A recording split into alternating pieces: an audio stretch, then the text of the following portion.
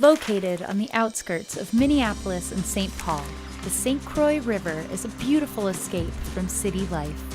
It is a great place to fish, swim, paddle, boat, and live.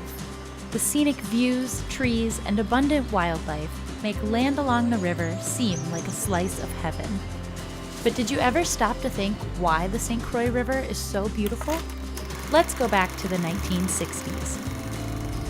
Across the nation, dams were going up, rivers were catching fire, and big industry was leaving its mark on our natural resources. The residents along the St. Croix River took notice. They banded together to protect the river they loved and to preserve its natural qualities for their kids and their kids' kids and their kids' kids' kids, and so on. As a result, the Upper St. Croix River was included in the Wild and Scenic Rivers Act in 1968, and the Lower St. Croix River was added on in 1972. Ever wonder why the communities on the lower river aren't as developed as other places on water? It is because the Lower St. Croix River is protected in a unique way.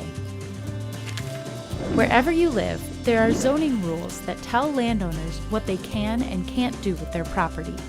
Like, if your property is zoned residential, you can't build a mall. And if your property is zoned agricultural, then you can't build a theme park. Zoning rules help preserve the desired characteristics of a place for a long time. So, on the St. Croix River, there are special zoning rules to preserve water quality and habitat for many years to come. These rules apply to properties within the Riverway boundary, which borders the river from Taylor's Falls down to its confluence with the Mississippi. In some places, this boundary is very wide, and in other places, it's quite narrow. If you live within this boundary, you'll need to know about the special rules that protect the Lower St. Croix River, especially if you ever want to make changes to your property. There are rules for things like the color of your house and for how tall structures can be. To help water seep into the ground instead of run off into the river, there is a limit to impervious surfaces, or surfaces that water cannot easily penetrate. Ideally, your house should be on a large lot, surrounded by lots of trees.